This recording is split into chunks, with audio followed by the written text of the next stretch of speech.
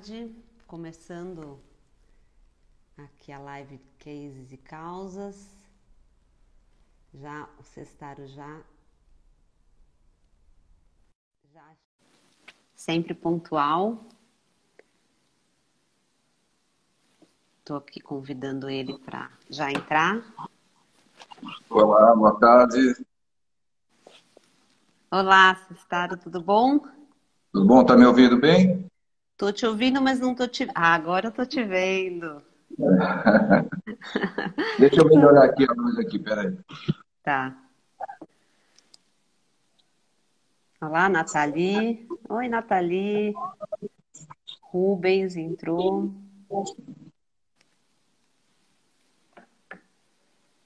A gente vai começar. O Sestaro já tá online. Pronto. Que bom, né? A gente ficou tanto tempo junto trabalhando, mas nunca uma live. Pois é, e é sempre bom conversar um pouco, né? E eu acho que conversar e tentar é, expandir, né? O que vocês fizeram, né? As conversas, até a análise atual, né?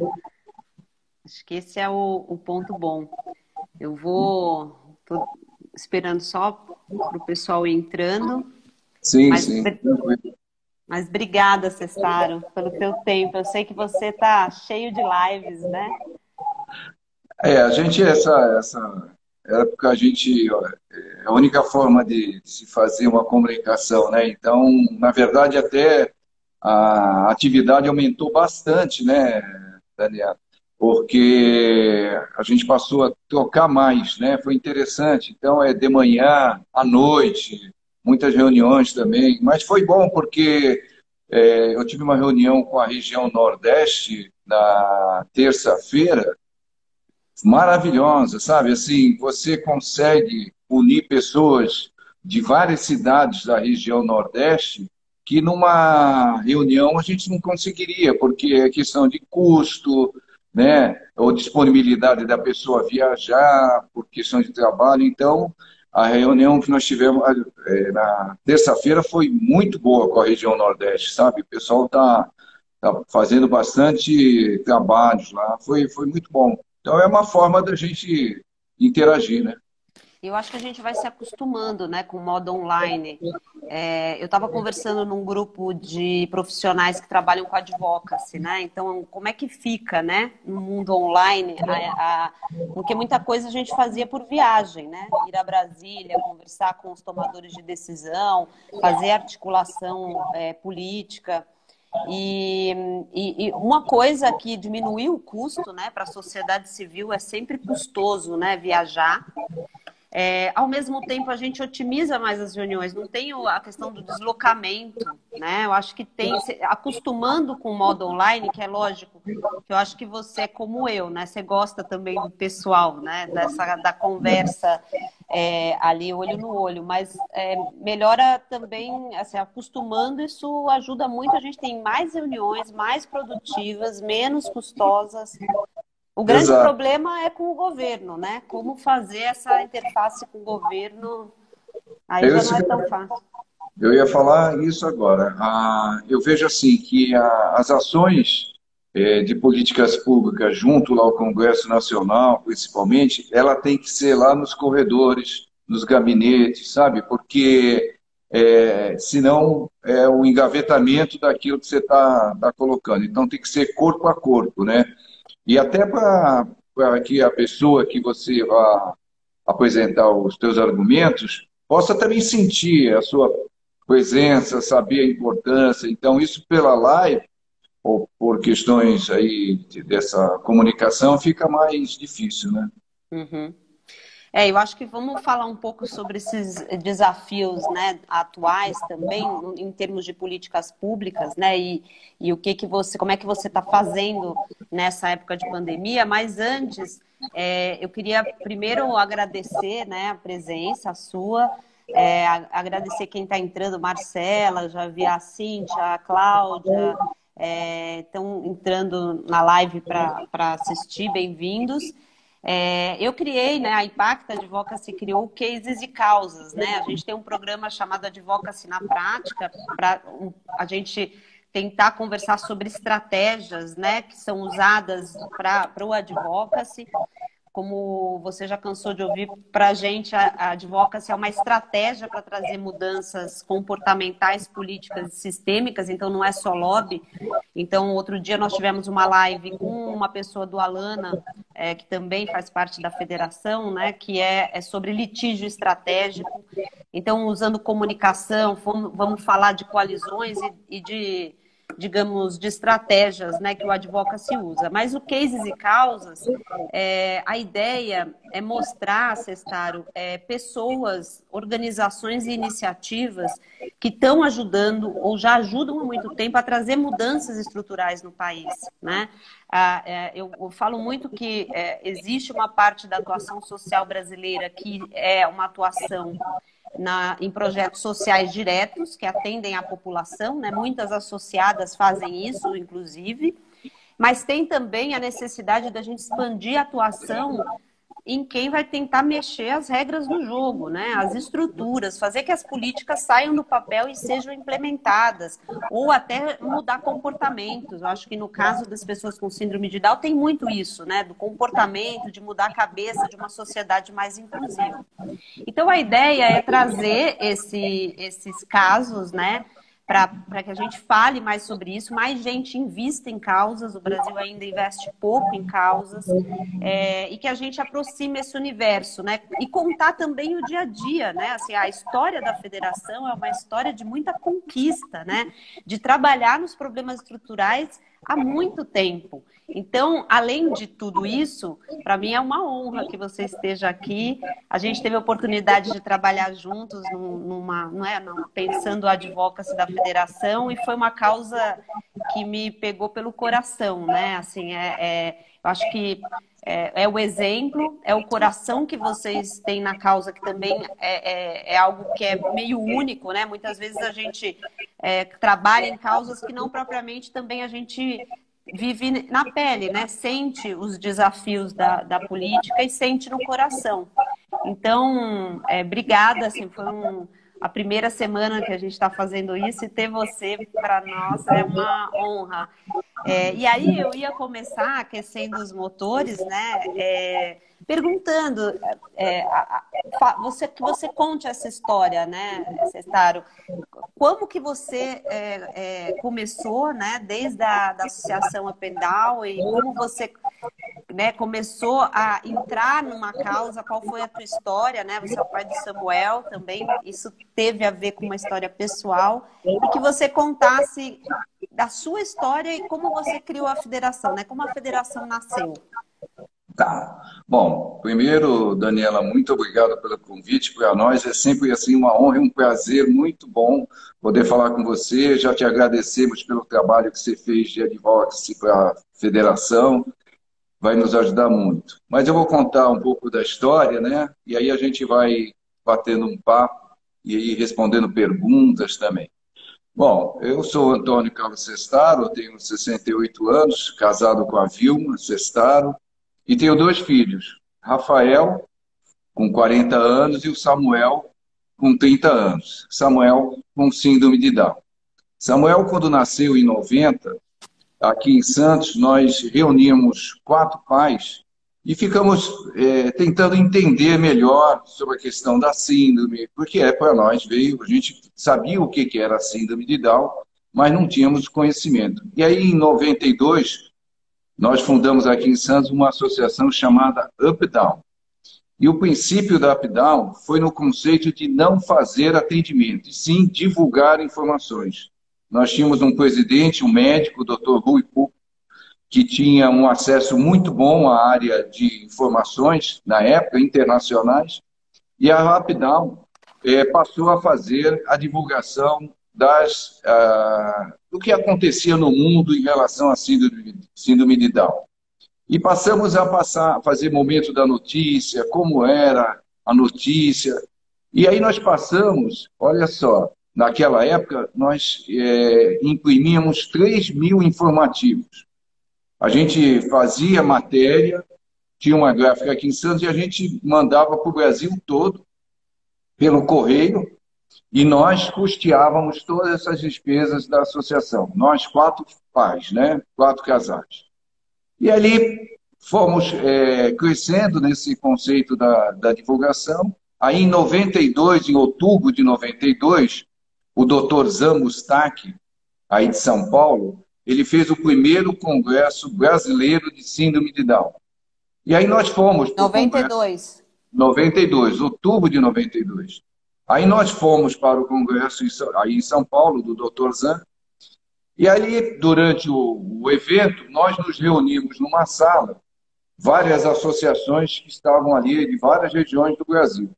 E aí conversa com um, conversa com o outro, e nós percebemos que as dificuldades de um era a mesma do outro, que a não participação das famílias era a mesma, que as soluções, algumas já tinham encontrado, outras não. Então, surgiu a ideia de, gente, vamos nos unir, vamos fazer uma rede em que a gente possa fortalecer essas associações, fazer uma divulgação das atividades e a gente vai conseguir muito mais do que sozinho em cada canto. Bom, eu, na época, eu era o vice-presidente da Associação Updown e eu fiquei como que encarregado de fazer contatos e tal. Só que naquela época, em 92 e 93, né, a comunicação era por telefone e interurbano. Então, era muito caro. Então, a gente fazia um telefone aqui, então era mais difícil essa comunicação. Aí, em 13 de agosto de 94, um grupo foi a Buenos Aires do primeiro Congresso Argentino sobre Síndrome de Down. Aí lá, o pessoal viu que era muito difícil essa comunicação e tinha lá um grupo em condições de fundar a federação, formalizar a federação, porque para não perder mais tempo. E aí foi criada a primeira diretoria provisória da federação. Então, a federação fez, no mês passado, 26 anos de existência. Bom, criou-se esse grupo, essa diretoria provisória. Aí, em 95, nós fomos a Belo Horizonte e tinha o segundo encontro mineiro sobre síndrome de Down. Aí lá nos reunimos e decidimos eleger e formalizar efetivamente a federação.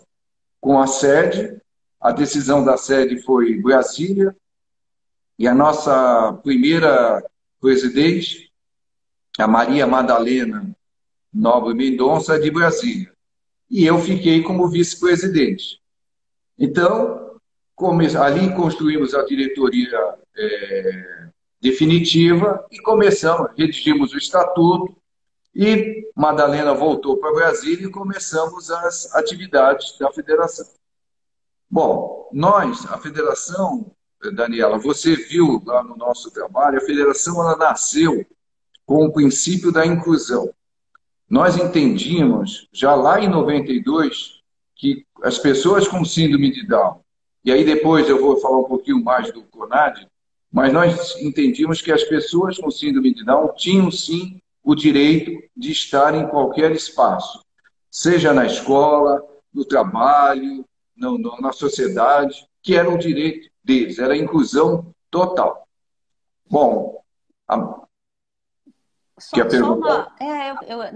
Nesse momento, né, de criação, o que estava acontecendo em termos de políticas públicas, né? Porque vocês participaram muito da influência na legislação nacional e até internacional, né? Como foi isso em que momento foi? Então, aí em 97, nós conseguimos realizar lá em Brasília o segundo Congresso Nacional sobre Síndrome de Down, o segundo Congresso Brasileiro de Síndrome de Down. E o primeiro então, a federação nasceu em 95, oficialmente. Isso. 2 anos depois, já fizemos um congresso com quase 2.000 pessoas, já com essa divulgação da educação e da inclusão. E aí começou a ter vamos dizer assim, os órgãos do governo começaram a ficar preocupados, né? Porque nós vínhamos com uma ideia diferente do que existia. O que existia? Uma integração. Porque antes era uma exclusão total. né? E nessa época era uma integração, ou seja, alguns iam para uma escola ou não. Na verdade, a pessoa tinha que se adaptar à escola, e não a escola à pessoa. E o sistema era muito de exclusão nas instituições existentes, né?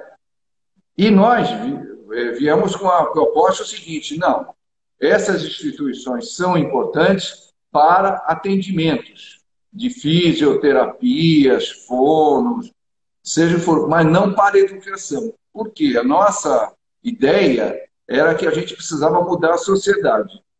E a gente ia mudar a sociedade pela escola, pela educação. E aí nós começamos a incomodar, né? Porque nós estávamos vindo com uma proposta que até então não era aceita. E aí, na época, a coordenadora da CORD, a doutora Isabel Maior, ela também tinha essa mesma linha de pensamento, e ela tinha na federação a organização da sociedade civil que defendia de forma, vamos dizer assim, sem qualquer dúvida, essa inclusão, essa educação inclusiva. E isso era disruptivo para a época, né? Também. Sim, sim. A secretária de Educação Nacional, na época, ela não aceitava muito, e nós íamos batendo de que nós queríamos que as pessoas com deficiência estivessem dentro da sala de aula. Bom, e fomos avançando, nós fomos fazendo congressos brasileiros. Em 94 fizemos outro congresso, em 94 não, em 2002 já fizemos outro congresso, depois em 2004. E esses congressos, eles apresentavam a educação inclusiva, principalmente, como bandeira, né? E aí, lá em 2004, por aí, estava se tratando o texto da convenção. A Convenção Internacional de Direito das Pessoas com Deficiência, ela tem muita coisa do Brasil. A doutora Isabel Maior levou muita coisa do Brasil para que o texto da convenção saísse como saiu, né? Saísse garantindo que o direito das pessoas com deficiência avançasse, né? E na educação, o sistema que veio na convenção é um sistema educacional inclusivo. Não há outro sistema. Bom, e isso criou, até hoje, né? A convenção na ONU é de 2006, o Brasil assinou em 2008, depois em 2015 veio a LBI. Só falando da LBI, a LBI... A Lei Brasileira de Inclusão, né? Para quem não conhece. A Lei Brasileira de Inclusão, que saiu em 2015, na verdade, chamado Estatuto da Pessoa com Deficiência, é do Paulo Paim. O Paulo Paim, já lá no ano 2000, ele queria apresentar o Estatuto da Pessoa com Deficiência. E lá em Brasília, a gente ia no gabinete dele, pedia para ele não apresentar, porque a convenção ia sair e isso ia contrariar a convenção. Bom, quando saiu a convenção e a convenção, o Brasil ratificou com um status de Constituição, então a convenção hoje é uma Constituição para nós. Aí o senador Paulo Paim pediu para a senadora Mara Gabrilli, o Ricardo Tadeu, que é uma pessoa da área da deficiência visual, serem relatores desse estatuto, e aí ele saiu, logicamente, de acordo com a convenção, né? Então, a federação, ela teve, sim, um papel assim, importantíssimo, e até hoje, né? Hoje mesmo eu participo de webinars aí, com várias organizações do nosso movimento da pessoa com deficiência, em que isso é colocado assim, muito às claras, que a federação não abre mão da educação inclusiva, né? O porquê a gente diz isso? Porque as experiências que nós estamos tendo da educação inclusiva são positivas. E muitos dizem, a educação inclusiva não dá certo. Então, não se pode falar isso com 5 anos de ALBI, por exemplo. Que experiência alguém pode dizer que a educação inclusiva não dá certo? Mas nós não temos só isso, nós temos os nossos jovens, né? Então, nós temos os nossos jovens na federação, já um grupo de autodefensores, jovens com síndrome de Down, que, se apropriando do conhecimento da legislação, passam a defender os seus direitos. E esses jovens, eles tiveram a oportunidade de uma educação inclusiva, né? Então, hoje está aí a mostra de que a educação inclusiva dá certo. E aí, há um decreto do Ministério da Educação, desde o ano passado, vindo com uma proposta de voltar salas especiais e escolas especiais. Isso, para nós, é um retrocesso.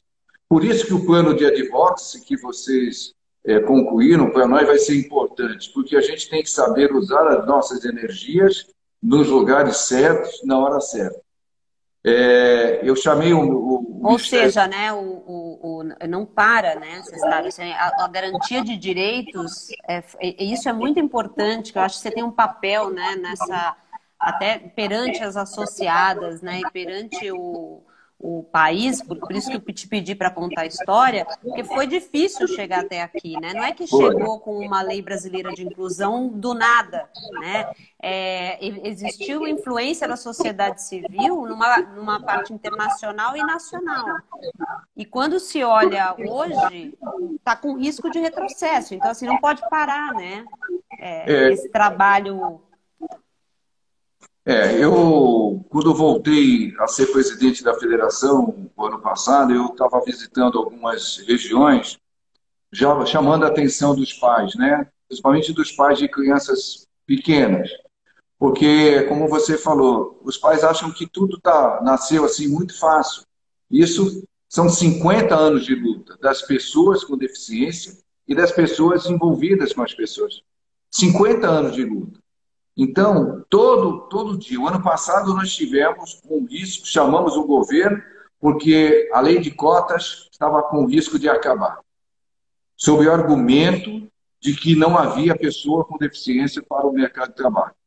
Iam acabar com a lei de cotas. Aí chamamos, o governo recuou. A educação, nós chamamos o MEC, porque o MEC vem com o argumento, e eu ouvi essa semana agora, numa live, uma deputada, falando também isso. Mas tem alguns. A hora que você fala que tem alguns que não podem ser incluídos, você exclui todos. Quem é a pessoa que vai dizer se esse pode ou não pode ser excluído? Nós levamos em Brasília uma professora de Florianópolis, a professora Rosângela Machado, que é professora de pessoas com autismo severo, e ela deu lá o depoimento dela de quanto essa criança avançou a partir do momento que teve a inclusão na escola. Mas não é só a pessoa que tem deficiência que é beneficiada, não. Todas as pessoas em volta são beneficiadas, né? Aquelas crianças que convivem com uma criança com uma deficiência, ela vai ter um outro olhar de uma sociedade, né? Nós temos um olhar discriminador porque nós não tivemos essa oportunidade. Então, o que a gente acredita, eu aproveito aqui para falar até de um projeto que o Henry aí do CNDIPDAD está apresentando, que é a Escola de Impacto, que é trabalhar com os jovens. Então, a gente quer trabalhar com as crianças e com os jovens. Por quê? A gente acredita que a sociedade, lá na frente, ela vai ser inclusiva, né? A hora que todos conviverem com as deficiências. Hoje, você vê, a sociedade hoje já faz rampa, já tem acessibilidade, tem a questão dos prédios acessíveis, as lives hoje estão com intérprete de Libras, tudo está sendo um avanço. Agora, esse avanço ele vai ser muito mais efetivo com a escola. E o trabalho que você também elaborou lá, um dos pilares é a educação, né? Porque a hora que você coloca na educação os desafios de incluir todos, aí essa sociedade vai caminhar com todos, né?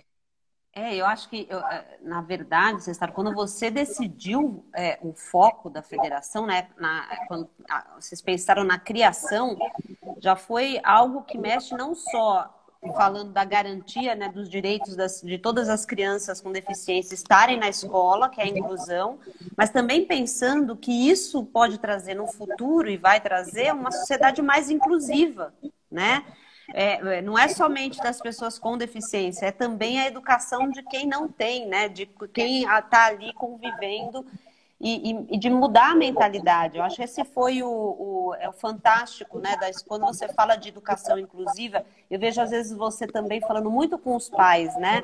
A gente fala que é sempre, às vezes quem não tem um conhecimento, né, da realidade, mas às vezes são os próprios pais, né? A gente precisa mostrar também, acreditar, né, na inclusão também como motor para a autonomia, para a educação de todos, né, de toda a sociedade. Então, o Samuel, quando ele tinha 6 anos por aí, aqui em Santos, ele estava numa escola que o irmão estudava e a gente insistia para a escola que ele fosse incluído, assim como várias outras crianças fossem incluídas na escola. E a escola não aceitava. A prefeitura, a Secretaria de Educação, eu fui em 3 escolas e a gente tratando direto com o prefeito, com a secretária, não, a gente aceita. Quando eu chegava, não aceitava. E você já tinha a ideia de colocar o Samuel numa escola regular? Sim. Aí o que a minha esposa fez? Ela se aposentou precocemente e ela comprou uma escola em sociedade com uma outra pedagoga e ela incluiu várias crianças com deficiência nessa escolinha pequena. Aí a Secretaria de Educação, vendo aquele trabalho, nos chamou e a partir do ano seguinte a Escola Municipal de Santos abriu as portas para todos e o Samuel foi para a Escola Municipal. E aí, tudo mudou. Então, eu vou puxar o gancho da escola. O exemplo arrasta, né? Havia uma palavra. E a minha esposa falava, basta a vontade do gestor. Eu mostrei, os professores estão aqui, basta a vontade do gestor. E aí, pegando esse gancho da escola pública, em Brasília, eu tive várias conversas e hoje, de novo, o senador Flávio Arnes, que era ligado ao movimento das APAES na época, até hoje, né? E eu falava, Flávio, a nossa federação, ela defende a escola pública, ela defende aquilo que está no Estatuto da Criança e do Adolescente, que é de 90. O que está no Estatuto? Que toda criança tem o direito de estar na escola mais próxima da sua casa e onde seus irmãos estudam. É isso que está lá no Estatuto. Eu visitei muitas cidades, sabe, Daniela, fazendo palestra para os professores, e a agressão que muitas famílias sofrem, porque moram numa cidade pequena, e o prefeito, muito confortavelmente, fala, não, aqui não tem escola, viaja 30, 40 quilômetros numa Kombi para ir numa instituição, numa cidade longe. Ou seja, coloca a criança em risco, a família fica nessa vai e volta, o prefeito tem lá os processos de transporte que a gente sabe que tem os rolos, quando o Estatuto da Criança e do Adolescente diz que é mais perto da sua casa. E eu falava para o Flávio Arnes, Flávio, quantas instituições vocês têm? Vocês e a Pestalozzi. Dá umas 300, 400. Eu falei, tá bom. Quantos municípios tem o Brasil? 5.570 municípios. Gente, onde é que estão as crianças dessas outras cidades? É só parar nisso. E a federação nunca defendeu a escola particular. A escola particular tem sim que fazer a inclusão, porque está na lei. Agora, o que a federação sempre defendeu é a escola pública. Porque nós sabemos também, né, Daniela, que grande parte das famílias com crianças com deficiências são mais vulneráveis. Estão numa situação econômica diferente. Então, ela precisa da escola pública. E mais perto da casa dela. É isso que está na legislação. E a gente parece a coisa assim até bizarra, né? Gente, cumpre a lei. Nós estamos pedindo para... mas eu não sei. Eu fiz palestra com o Samuel em várias cidades do Brasil. E o Samuel ia para mostrar todo o potencial de uma pessoa que foi, teve a oportunidade da escola comum. Nós fomos fazer o fechamento de um seminário de educação em Caraguatatuba, e o fechamento era, eu fazia parte do direito, da educação, e Samuel contava a experiência de vida dele. Bom, quando o Samuel terminou, alguns professores até chamou lá os organizadores e falaram: nós não precisamos ter ficado 3 dias aqui, era só ter chamado o Samuel, porque está aqui, nós estamos vendo. Agora, para os professores, a gente sempre falou, vocês não conseguem, eles falavam sempre assim: nós não estamos preparados, né? Eu argumentava de uma forma assim muito pesada. Eu falei: e quem é que está preparado? Qual é o pai que fica se preparando? Qual é a pessoa que fica se preparando para ter uma deficiência? Todos nós, num acidente de automóvel, num assalto, numa doença, todos nós podemos passar a ter uma deficiência. E nós não ficamos nos preparando. Nós só vamos vivenciar aquilo quando essa pessoa estiver com a gente.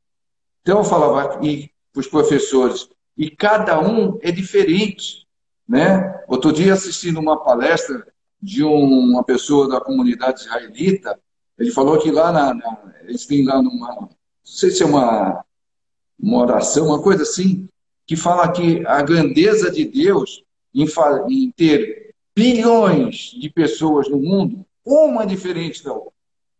Então, todos nós somos diferentes. Então, Samuel não é igual a noiva dele, a Isabela. Os dois têm síndrome, não, mas eles são diferentes. São pessoas diferentes. Então, você só vai entender e saber como lidar com aquela pessoa quando você convive com ela. Então, eu falava para os professores: dê oportunidade, vocês vão ganhar muito, muito. Uhum. Tô fazendo aqui vou ter que fazer um resumo, né? Tem gente entrando. A Laís já te elogiou aqui, grande Laís, falou que está sentindo falta das discussões do CONAD, né? A Cláudia. A Laís Figueiredo? Ela mesma, está aqui assistindo. A Bel também fez um comentário.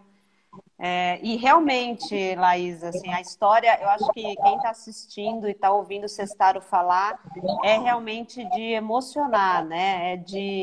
É inspirador, Sestaro, porque não só a visão, né, que você tem do tema inclusão, né? Do que tem que estar, né?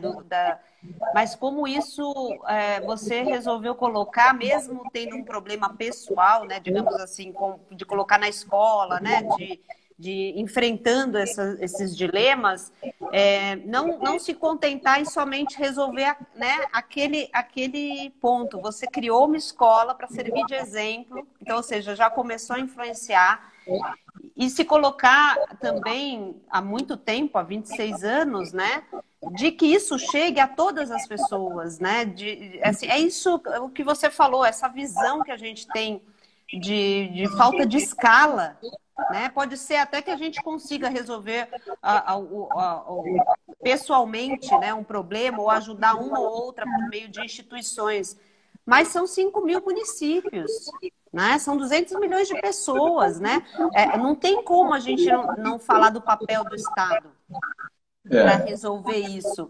E isso é algo, e como você fala, né? Está na lei. Então, eu gosto muito de te ouvir também, porque quando a gente fala é difícil mudar, né? Não tem jeito, o Brasil não tem jeito, o mundo não tem jeito. E aí você olha a história, né? É difícil, é super difícil. Mas a nova geração, eu acho que todos nós precisamos entender. Alguém tem que fazer. As decisões estão sendo tomadas dia a dia. E você é a prova de que dá para mudar. Não é fácil, mas imagina agora, num momento de retrocesso, se vocês não existissem. Entende? Eu quero falar a Laís, para nós, foi fundamental. Né? A Laís, eu tentei outro dia falar com ela, não consegui, ela andou subida. Mas a Laís, no CONAD, junto com o Joelson, inclusive o Joelson foi na ONU defender o texto que foi apresentado. E a Laís era representante da OAB no CONAD. Ela sabe. Era a OAB, o Ministério Público e a Federação. Até hoje, viu, Laís? Até hoje, a gente debate, no mesmo debate. Sabe o que eu acho mais interessante, Daniela? E eles ficam, assim, até bravos comigo. Eu falo assim, ninguém discute o direito da isenção, da avaliação biopsicossocial, do BPC. Não, ninguém. É o direito para todas as pessoas com deficiência. Quando vai na educação, aí, opa, peraí, aí a educação agora não. Agora E por que educação. que você acha? Quais são os... É uma Porque questão de pensamento ou também interesses? tem interesses financeiros, de pensamento. Outro dia, numa live, eu escutei, nós sabemos como lidar com eles.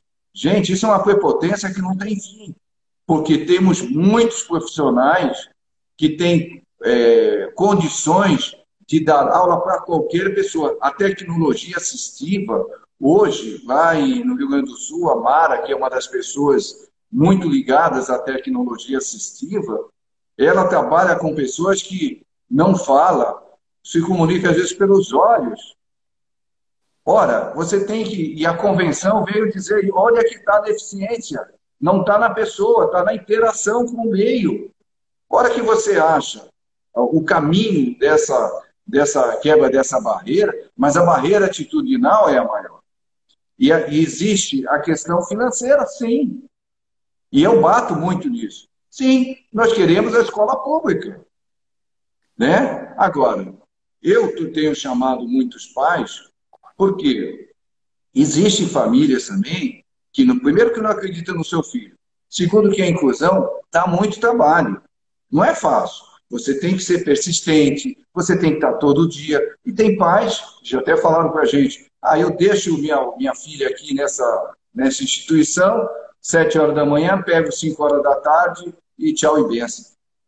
Mas isso não é direito deles. Ninguém tem o direito de tirar da pessoa a oportunidade dela se desenvolver. Outro dia em Porto Alegre, final do ano passado, né? Porque essa pandemia nós já estamos aí perdendo até a noção. Perdemos a noção do tempo. Eu fazia uma palestra lá na Assembleia de Porto Alegre e falava da educação, falava do exemplo de Samuel. Pô, Samuel foi fazer palestra na ONU, Samuel foi fazer palestra na Escócia em inglês. Aí um pai lá, uma hora levantou, ele tinha um filho de, acho que 5 anos. E ele falou assim, olha, deixa eu perguntar uma coisa para o senhor. O senhor está falando aí tal da educação, da importância da educação, mudar a sociedade. Mas o seu filho já não tem 30 anos, o que ele vai estudar? Eu falei, eu não estou falando do meu filho, você não percebeu. Eu estou falando do seu filho, eu estou falando do filho do cara que vai nascer. Aquela família que o filho está nascendo, ela tem que ter a mesma oportunidade que o Samuel teve. É isso que eu estou falando. É o teu filho ter a mesma oportunidade, irmão. Não vai ser igual, lógico, somos diferentes, mas ter pelo menos a oportunidade. De ter pelo menos o direito de falar, não, isso aqui eu vou até o meu limite. A pessoa com deficiência, tem que dizer até onde ela quer ir ou não quer ir. E não ela ser barrado, como o Samuel foi, antes da Vilma comprar a escola. Eu chegava na escola, fazia matrícula. Tá. Bom, tá tudo certo, tá tudo certo. E o Samuel tem sido menina. Não é aqui. Sem conhecer o Samuel, sem dar a ele a oportunidade dele mostrar quem era. Então, esse preconceito da síndrome, ele não pode estar, porque está na cara que ele não vai aprender. Eu falava para os professores, e no evento do final de semana passado, foi falado isso, nas viagens que eu fazia, eu falava para os professores assim, vocês sempre falam da dificuldade da aprendizagem, né? Vocês já pararam para pensar na dificuldade da ensinagem? Né? Vocês já sabem qual é a dificuldade de vocês ensinarem? E agora, nesse congresso que teve no final de semana, foi falado isso. Todos aprendem. Agora, será que todos sabem ensinar? Da forma, como que ele precisa aprender? É que nós tomamos a educação, principalmente, termo muito usado, um capacitivo de que todos têm que ser assim. né? Não se dá oportunidade para que cada um seja do seu jeito. Eu uma vez fiz uma palestra em Florianópolis, foi interessante, vou contar um caso, nós estamos com tempo ainda, né? Estamos com tempo, pode contar, porque Então, são histórias, só um parênteses, essa que você acabou de contar, me emociona, porque quando a gente olha uma causa, você vê que às vezes a gente não está falando só de governo, né? Você fala com os pais olha, o preconceito está às vezes nos próprios pais, né? Ou às vezes uma questão de dar trabalho, mas também de falar uma coisa muito forte, né? Eu não estou fazendo esse trabalho mais pelo meu filho, estou fazendo pelo seu, né? A gente tem, acho que essa é a causa de muitas outras da gente não se envolver naquilo que é de todo mundo, né? Mas quando a gente se envolve com aquilo que é de todo mundo, a gente está fazendo para nós e pensando numa nova geração, né? Também. Desculpa, mas conta de Florianópolis. Então, eu vou fazer uma palestra em Florianópolis, aí uma professora lá durante a palestra, no final, não lembro, ela falou, eu vou contar uma história para vocês. Aí, tá bom. Ela falou, eu tenho um aluno com síndrome de Down e outro dia era professora de geografia. E outro dia, numa prova, eu esqueci o nome dele. Bom, aí ela falou que ele ficou de cabeça baixa, né? Ela distribuiu a prova e ele ficou de cabeça baixa, não se movimentava, se mexia. E aí ela deu um tempo e ela foi e perguntou para ele, né? Fulano, você não vai fazer a prova?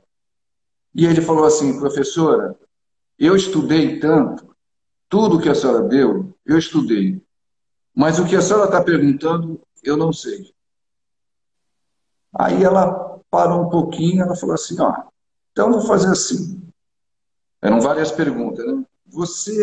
As perguntas que você não souber, você pode riscar e você escreve coisas que você estudou dentro da matéria. Pode escrever. O que você estudou? Você está dizendo que estudou, então você pode escrever coisas que você estudou nesse período aqui da matéria. Tá bom? Tá bom. E aí ele começou a fazer a prova. Os outros alunos, opa, professora, tem pergunta aqui que eu também não sei, né? Porque em prova a gente não sabe todas, né? Tem uma lá que você não lembra. Professora, tem pergunta aqui que eu não sei. E aí? Aí ela falou, não, então você também faz assim. As perguntas, se você não souber, você escreve sobre a matéria que eu dei nesse período. Qual foi o resultado? Todos foram bem. Você entendeu? Então, ela falou que a partir daí ela teve um outro olhar do que a avaliação, né? Porque a avaliação, e tem professores, a gente já sabe, né? A gente já viveu isso, que faz questão de pegar ali naquela vírgula, naquele final do parágrafo, no direito, né? De um artigo lá, a exceção do artigo vai ali, né? Quando, na verdade, o objetivo do aprender é o todo, né? Não é aquela coisa. Então, eu nunca esqueci essa história, porque foi uma visão diferente de mostrar, não, se vocês estudaram, escreva aquilo que você estudou dentro do conteúdo da matéria, né? Então, foi por aí. E só para... Depois eu queria te fazer outra pergunta, mas para ainda no tema da educação, você falou muito da situação agora nacional e o desafio de retrocessos, né? Como está isso nos municípios, né? Como que você vê quais são as principais barreiras para a inclusão? Porque mesmo se houver um retrocesso federal, né, você tem aí um trabalho municipal, né? Que a decisão da política pública é no município. Quais são as forças? Como são os professores, os diretores em relação à educação inclusiva? Como é que você avalia na ponta, né? Ou seja, no nível mais local? Então, o que é mais fácil você falar que muitos argumentam, no papel é muito fácil, mas na prática não é. É só você não investir. Investir na capacitação dos professores. Entendeu? Então, as prefeituras, não vou investir. Eu não faço, e o governo federal também. A federação fazia isso também no começo, Nós né? fizemos vários cursos de capacitação na educação inclusiva gratuitamente, Daniela. Nós saímos com esse grupo de profissionais, professores, para vários municípios do Brasil, capacitando os professores nas prefeituras, na Secretaria de Educação, gratuitamente. Nós só pedíamos a sala de aula e os professores. Só isso. Então, o que é fácil? Eu não faço nada. Ah, tem a lei aqui, eu não faço nada. Daqui a 3, 4 anos, 5 anos, eu falo, não dá certo. Mas o que você fez? Nada. Então, as prefeituras, as secretarias de educação, têm sim que capacitar os professores. Tem dúvida? Tem. Nós temos grupos, né? Você viu lá no grupo de educação, Maria Tereza Mantuan, Mara Satoreto, Rosângela, Rita, temos profissionais que estão qualificados para capacitar qualquer prefeitura, qualquer segmento da educação. E a gente oferece isso. Eu só não estou fazendo hoje na federação, inclusive até pedi para o projeto da Mara de novo, porque a gente não tem recursos, né? Lógico, veio a pandemia, então travou tudo. Mas se eu tivesse recurso na federação, era o projeto que eu primeiro ia atacar, que é eu cheguei aqui no ano passado, eu fui conversar com o prefeito de Santos. Eu falei, eu vou trazer a capacitação dos professores, porque aí você não tem desculpa. Então, você tem dúvida? Peça ajuda de alguém, né? Quando a gente tem dúvida de alguma coisa, o que a gente faz? Pede apoio de alguém, né? A gente brinca muito até com o Samuel isso, é a decisão apoiada. Eu preciso de alguém para me ajudar. Pô, eu estou com um aluno aqui difícil, né? Mas não tire, e eu falava sempre e falo muito isso, não se pode imputar à criança com deficiência toda a responsabilidade dela não está aprendendo ou está tendo dificuldade. É muito fácil. Agora, cadê a estrutura que a lei hoje... A lei exige. A lei exige o atendimento educacional, existe a tecnologia assistiva, a lei está ali para isso. Agora, não. Olha, em casos assim, que casos assim? E só para você ter uma ideia, hoje nós temos 90% das crianças e adolescentes com deficiência matriculados na escola comum. 90%. E aí, daqui a pouco, vem um retrocesso, porque 10% não é que não estão na escola, não estão sequer nas escolas. Ou a família não leva, ou a própria família acha, não vai. O que adianta aprender? Infelizmente, é uma realidade. Mas essas famílias têm que ter, e aí eu falo muito com a diretoria, da responsabilidade da gente levar informação. Olha, pai, você não tem esse direito de tirar do seu filho a oportunidade de ser uma pessoa. Você não tem esse direito, nem sendo pai. É a mesma coisa da vida, né? Você, pai, você pode matar o seu filho porque você é pai? Não. Você não tem esse direito. A educação também. A gente reclama muito, né, às vezes, do Brasil. A nossa legislação é de um avanço, né? É o que você falou, o Brasil, quantas pessoas sabem que o Brasil, que vocês colaboraram com a Convenção das Nações Unidas, né? Isso virou uma legislação. A gente tem, se a gente pega o Estatuto da Criança e do Adolescente, né? Que diz que a responsabilidade não é só da família, né, da sociedade, né? Já se falavam em outras culturas que é uma comunidade inteira que é responsável pela criança, porque o pai também e a mãe não têm esse direito de cercear, né, também o desenvolvimento. Então, isso é algo... E o que nós temos hoje mesmo é um problema de implementação de política, né? Porque a nossa legislação... Acho que é isso, né? Nós temos avanço, não é para dizer que isso é pouca coisa. Eu sempre, nas aulas de formação política, que às vezes que eu fiz muito, as perguntas sempre eram, mas é lindo, está escrito, mas estar escrito num sistema como o nosso, que tem que estar tudo, o governo só pode fazer se estiver escrito. É um avanço, né? Reflete uma série de lutas, né? E impede retrocesso, porque para você ter um retrocesso, você precisa derrubar uma lei, né? É mais complexo. O nosso grande problema, e aí é lógico, né, que a gente está falando não numa situação como agora, é a implementação, né? É você. Então, a atuação tem que ser mesmo em capacitar, porque acho que em educação e saúde eu aprendi com vocês muito isso. O grande problema é aplicar diretrizes que já existem, né? Não é tanto o regulamentar, né? Não, não, exatamente, o regulamento já está aí, é a implementação, né? A implementação. Em 1946, outro dia mexendo nos livros lá, viu? Aí eu descobri uma escrita lá de Pontes de Miranda. Pontes de Miranda foi um jurista, né? Aí, em 1946, ele fez uns comentários à Constituição de 46. E ele falava mais ou menos isso. Pior que fazer uma Constituição é fazer uma Constituição e atender só aquilo que lhe interessa.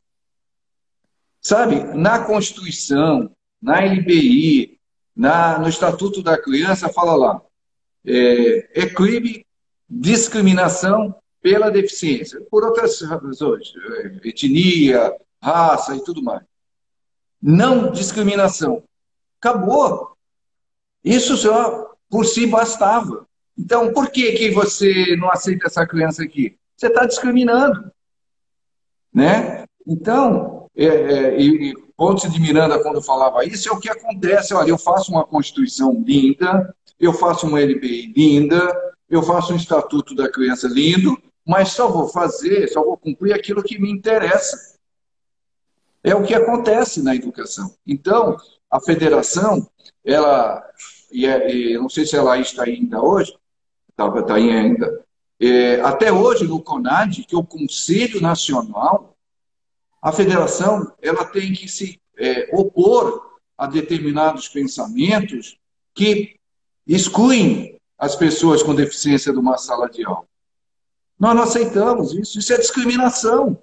Uhum. Ué, então como que eu posso, aqui eu digo que eu não posso discriminar e aqui eu discrimino? Não. Então, essa nossa luta, pena que, como eu te falei, que a federação hoje, e nós tínhamos antigamente recursos, principalmente do governo, porque o Ministério da Educação tinha, e ainda tem na federação, um respeito muito grande.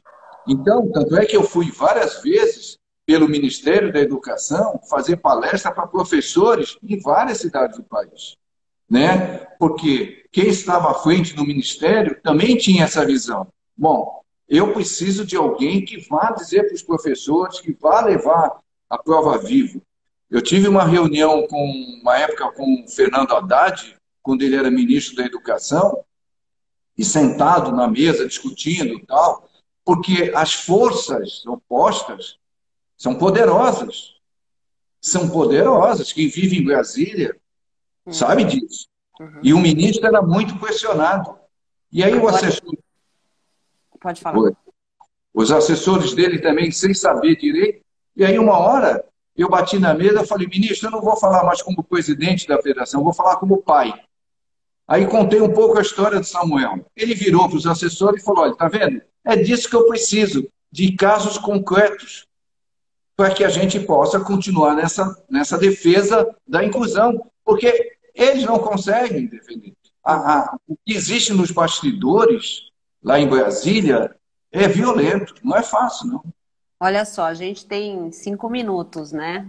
Que pena, né? Porque né? 1 hora ficou muito pouco, Sexta-feira, a gente vai ter que fazer outra. Tem aqui uma pergunta da Paula, né? Eu acompanho a Paula, sobre empregabilidade. A gente não vai conseguir responder tudo, mas os 3 pontos da federação, que a federação, pelo menos nesse trabalho, né, considera, né? Eu acho que a educação é o grande bandeira, né? Saúde e empregabilidade. Empregabilidade é a mesma coisa, tem já uma legislação, tem uma política afirmativa, né? Então, eu acho que são conquistas. E eu acho que o mais importante, talvez, a gente deixar aqui são 2 coisas, né, Cestário? Mostrar para as pessoas Olha o que você falou só em educação, olha os interesses que existem, né? Olha o trabalho que é preciso fazer. E é um trabalho de dia a dia, precisa estar presente nas discussões, precisa pressionar, e vocês pressionam de uma maneira super qualificada, né? Precisa estar quando a gente fala muito de sociedade civil e governo, parece que é só tacar pedra. Não é. É sentar na mesa, é mostrar. Muitas vezes o gestor público ele não conhece, né? E aí a gente, lógico, entra no problema de que a cada ano tem um ministro, né?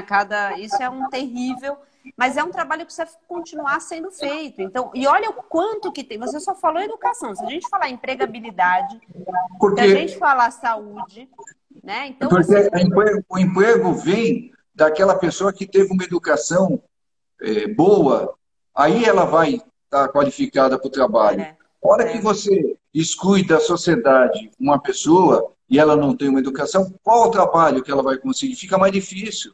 Então, a educação é base para o trabalho, né? Um trabalho qualificado, porque a gente quer que as pessoas com deficiência tenham trabalho qualificados, que reconheçam salários e avanços na carreira, inclusive. Não, e isso que você falou de mostrar exemplos, né, move muito, né? Então, assim, é um trabalho de comunicação, de coalizão, de influência, né, que vocês fazem. Eu queria, daqui a pouco, eu não quero que corte a gente sem a gente falar tchau, né? Mas eu queria muito falar a ideia do cases e causas também, a gente poder, depois eu vou mandar para todos os investidores sociais que eu conheço, enfim, a ideia é que a gente mostre como é também o dia a dia e a história. A gente não chegou até aqui do nada, né? Assim, uma passe de mágica. E tem também, Cestaro, que eu acho que é um exemplo para a sociedade, né? Para a sociedade entender, primeiro, que não é impossível mudar as coisas, né? Acho que a história que você conta mostra, mas é preciso ter trabalho, que as pessoas possam investir mais em causas, né? A pessoa física mesmo, sabe? Doa para caridade, mas doa para causas que estão ali, porque isso que você falou, você tem muitas associações que trabalham com algumas pessoas, né? Que têm filhos com alguma deficiência, mas e as pessoas que estão excluídas do sistema? Estão excluídas. Se o Estado não ir lá, fizer uma busca ativa, na desigualdade que a gente tem, então, não tem sociedade civil que consiga atender 5 mil municípios. E aí, é importante que os municípios sejam pressionados para fazer o seu trabalho. Quem faz isso? Hoje a federação faz isso, né? E as associadas. Então, é tão valioso o trabalho de vocês, a história de vocês. Queria te agradecer. A gente tem 1 minuto. Eu que te agradeço. 2 minutos. E agradeço a todos que... A gente vai ter que fazer outra, Cestaro. Não vai ter jeito. Se você quiser, a gente conversa, porque outro dia no webinário eu falei que a gente precisa falar fora das nossas paredes, que a gente fala para a gente mesmo. E você nos deu a oportunidade de falar fora do nosso contexto só de pessoa com deficiência, sabe? Então, eu que te agradeço muito essa oportunidade e a gente está assim, super à disposição de vocês pelo trabalho que você fez com a federação lá de advocacy, e a gente só tem a agradecer a você e a gente está à disposição. Hora que você quiser. A gente que agradece a você. Isso. Hora que você quiser conversar com o Samuel está aí com casamento. Olha! Ia casar esse ano, mas aí, por causa da pandemia, tivemos que adiar para o ano que vem. Então, até porque aí ele pode, para as pessoas também, perceberem que não precisa eu falar do Samuel, ele fala por ele. Né? O que a gente tem trabalhado de que não precisamos mais estar à frente desse discurso, vamos trazê-los para que eles possam se defender, para que eles possam dizer o que eles querem e o que eles não querem.